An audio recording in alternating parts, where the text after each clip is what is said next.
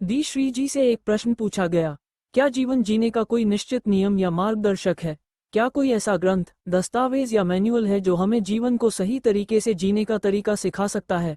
अगर हाँ, तो कृपया हमें बताएं ताकि हम अपने जीवन की यात्रा को आनंद और सफलता के साथ पूरा कर सकें।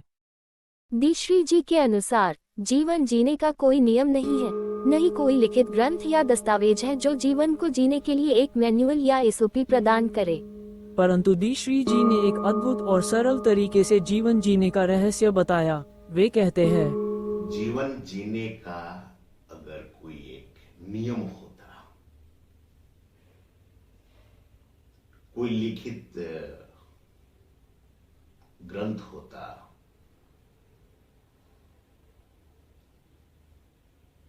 कोई मैनुअल होता, कोई एसओपी होता,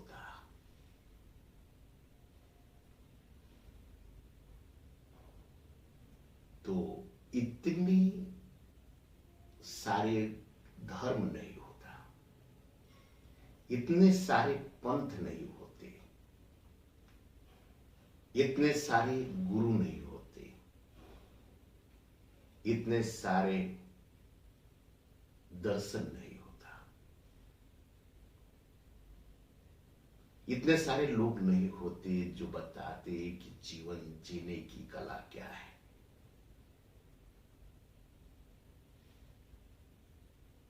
इन सारी चीजों को अगर आप मंथन करेंगे तो आपको यह महसूस हो जाएगा कि इस जीवन में जीवन जीने के लिए कोई एक नियम नहीं है, कोई एक सिद्धांत नहीं है, कोई एक धर्म नहीं है। हर इंसान के लिए अपना अपना नियम है, अपना अपना धर्म है, अपना अपना दर्शन है। तो फिर इतने सारे धर्म, इतने सारे दर्शन, इतने सारे पंथ कैसे पैदा हो जाते हैं?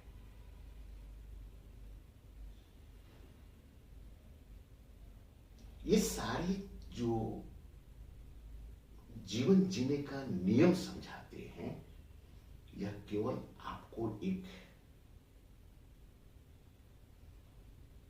सुगम व्यवस्था करने की कोशिश करते हैं, जिसपे आप चलेंगे तो आप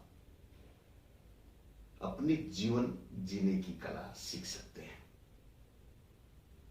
जैसे आप दिल्ली से जयपुर जाते हैं और रास्ते में लिखा है जयपुर 100 किलोमीटर, अगर मील के पत्थर पे लिखा हुआ है तो इसका अर्थ यह नहीं है कि वह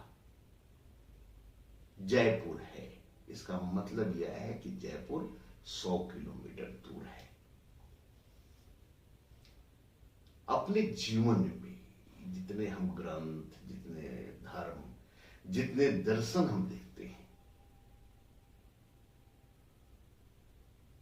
यह सब हमें यह बताने की कोशिश करता है कि आप इस रास्ते को पकड़ ले, इस रास्ते को पकड़ ले, इस रास्ते को पकड़ ले, इस रास्ते को पकड़ ले।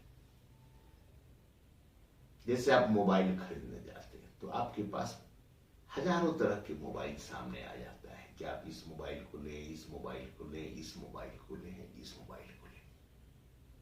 और मजे की बात है कि संसार में जो भी मोबाइल बनता है वह बिक जाता है। कोई न कोई किसी न किसी मोबाइल को पसंद कर लेता है। कपड़े की दुकान में आप जाएंगे तो लाखों तरह के कपड़े हैं, लाखों तरह के रंग है, लाखों तरह के डिजाइन है। कोई न कोई अपने अपने पसंद का चुन ही लेता है और उस दुकानदार का सब कुछ बिक ही जाता है। देर सबेर कोई न कोई ऐसा ग्राहक आता है कि उस डिजाइन को, उस रंग को, उस कपड़े को लेकर चला जाता है।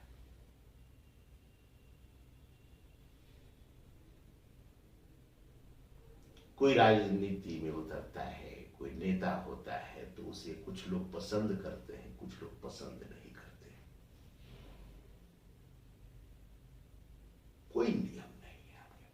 जीवन का।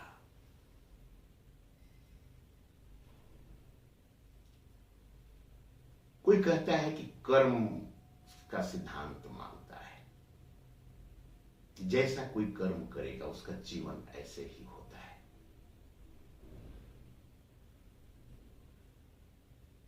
तो क्या कर्म करने के सिद्धांत मानते हैं तो जो हमने अभी किया उसका फल बाद में मिलेगा। तो जो अभी हमने किया वो किस कर्म के परिणाम है? तो लोग कहेंगे आपके पिछले कर्मों का परिणाम है। तो फिर होगा कि उस कर्म का क्या वह कर्म जो है किस कर्म का परिणाम है? कोई जीव अपना माता के गर्भ में ही जीवन समाप्त कर देता है, कोई बचपन में जीवन समाप्त करता है, कोई जवानी में, कोई बुढ़ापा में, कोई हंसते हंसते, कोई रोते रोते, कोई आनंद के साथ चलता है, कोई दुख होके चलता है। तो कहते हैं कि वो पिछले जन्म के कर्मों का फल है। तो होता है कि पिछले जन्मों का अगर कर्म का फल है तो पिछले जन्मों में किए गए कर्म किसका फल है? तो कहते हैं कि उसके पिछले जन्म का, वह उसके पिछले जन्म का। कभी न कभी वह जीव जो है पहली बार इस दुनिया में आया होगा, ये कर्म के सिद्धांत में आया होगा, ये कर्म के क्षेत्र में आया होगा। तो फिर उस समय उस किसी कर्म का फल मिलता है।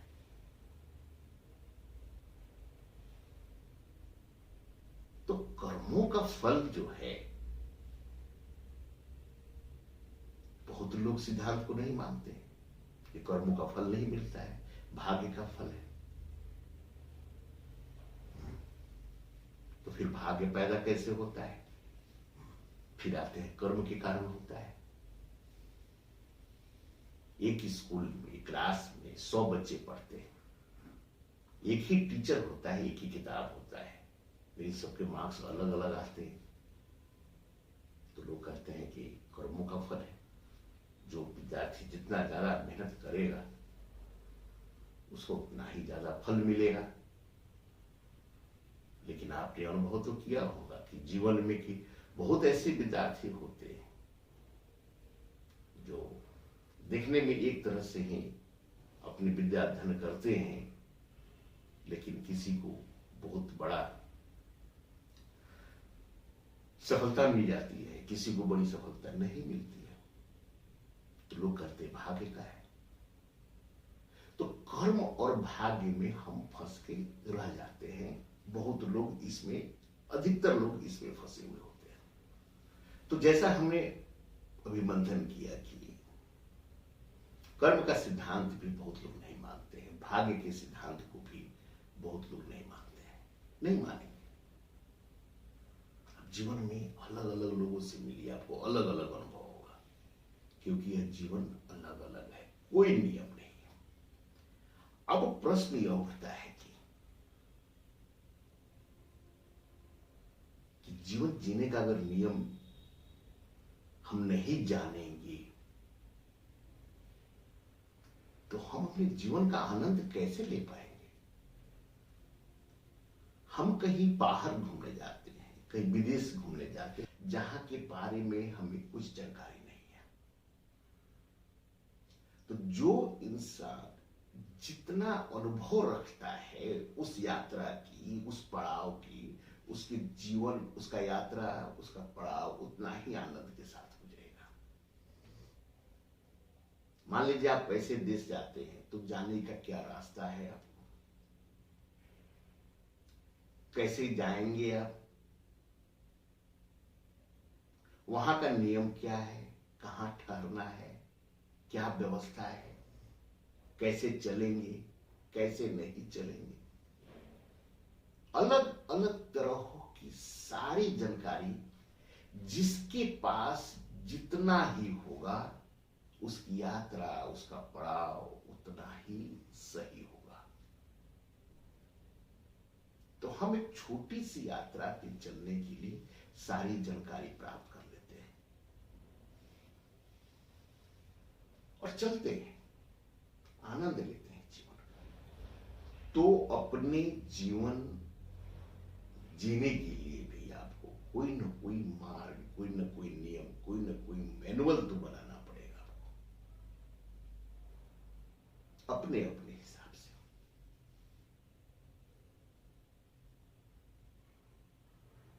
और एक मैनुअल सबके लिए काम आएगा नहीं, तो आपको खुद अपने आप पे मंथन करना पड़ेगा कि आपको यह जीवन जीने के लिए क्या चाहिए।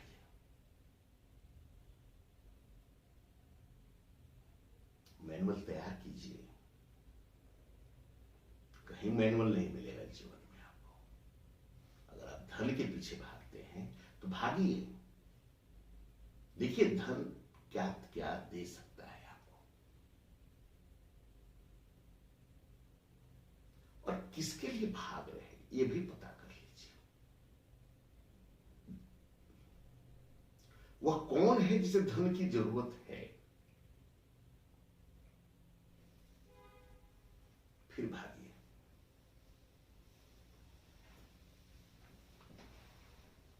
वह धन प्राप्त हो जाएगा तो आपको क्या मिल जाएगा यह पता करके चलिए, भागिए।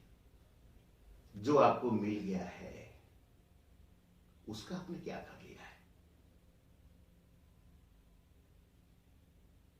यह विचार कीजिए। तब आपका नियम बनेगा कि हम जिसके पीछे भाग रहे हैं वह हमारे लिए कितना उचित है। आप संबंध बनाने के पीछे भागते हैं तो देखिए कि वो कौन भाग रहा है संबंध के पीछे।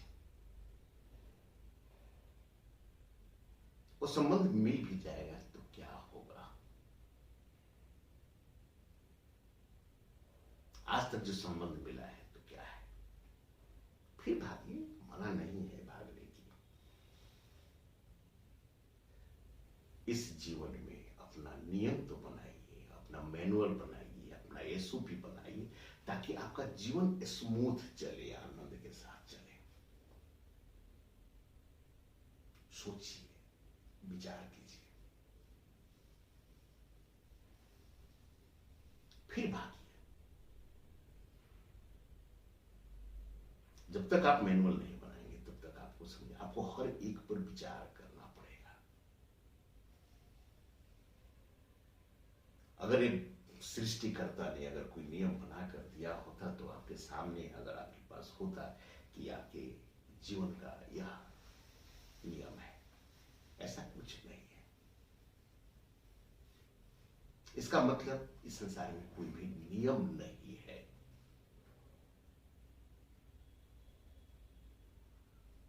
कल क्या होगा यह आपको पता नहीं, अगला पल क्या होगा हमें नहीं मालूम है। परमात्मा ने हमें वह जानने की क्षमता नहीं दिया है, तो हमें नहीं जानना चाहिए। हम क्यों जानने की कोशिश करते कि हमारे आगे क्या होगा। परमात्मा ने जब मना किया है, किसी किसी के पास ऐसी क्षमता पैदा हो जाती है कि वो भविष्य को देख लेते हैं, तो उनको दिए हैं, हमें नहीं दिया है। परमात्मा की हर अलग अलग व्यवस्था है, अलग अलग है, तो हमें यह व्यवस्था जानना पड़ेगा, हमें नियम निकालना पड़ेगा, खुद से निकालना पड़ेगा, खुद मैनुअल तैयार करना पड़ेगा। अदरवाइज आप अपने जीवन का सदुपयोग नहीं कर पाएंगे जिस तरह आप चाहते हैं। जो इंसान मरने की कला नहीं जानता है वह जीने की कला कैसे देख सकता है। जीवन और मृत्यु जो है एक दूसरे से संबंधित है। जब आप अपने जीवन के मैनुअल को अपने उसको देखेंगे तो आपके जीवन में अनुभव होने लगेगा कि यह जीवन की यात्रा जो है केवल आनंद आनंद परम आनंद के लिए है, क्योंकि आप कुछ भी अपने जीवन में करते हैं तो आपका अंतिम सत्य जो है वह आनंद पे ही आकर रुकेगा। लोग पूछते हैं कि जीवन जीने की कला क्या है। मैं तो कहता हूं कि अगर मैं ही बता दूंगा तो फिर एक नया धर्म, एक नया पंथ, एक नया दर्शन शुरू हो जाएगा जो मेरे लिए होगा, आपके लिए कुछ काम का नहीं है। मैं तो सबको बोलता हूं कि केवल आप इतना कहिए, परमात्मा पे अगर आप विश्वास करते हैं तो इस जगत में कुछ भी गलत नहीं। परमात्मा गलत क्यों बनाएगा?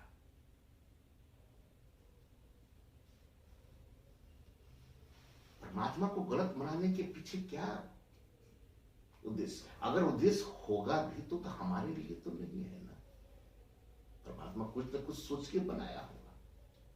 तो फिर हम परमात्मा की बनाई हुई जो अनंत काल से अनंत विस्तार का जो सृष्टिकार है, उसकी व्यवस्था पर आप उंगली उठाते हैं जो कि हमारे जीवन का कोई अस्तित्व है ही नहीं। इस पूरे ब्रह्मांड में एक बिंदु भी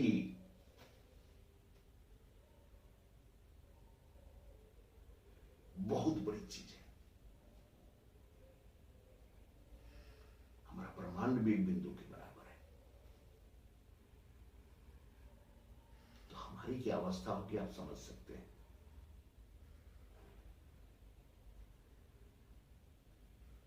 तो व्यर्थ की जो बातें हैं वह भी परमात्मा की है। जो हमें दुखी देता है वही परमात्मा के द्वारा बनाया गया है। जो हमें खुश दिखता है वह भी परमात्मा के लिए बनाया गया है। जो आनंद में होता है वह भी परमात्मा के लिए है। तो क्यों आप उस परमात्मा की व्यवस्था पे उंगली उठाते हैं? सिंपल कहिए कि इस जगत में जो कुछ भी है सब सत्य है, सब परम है और उसकी अनुभूति ही आनंद आनंद परम आनंद है। बहुत लोग इस दर्शन को समझकर अपनी यात्रा शुरू करते हैं और केवल इतना से ही कि जो कुछ भी है सब कुछ सत्य है, सब परम है, सब में परम आनंद है। तो आनंद की अवस्था में आ जाते हैं। बहुत लोग नहीं समझते हैं इसको, तो नहीं आते हैं क्योंकि यह सब परम की व्यवस्था है।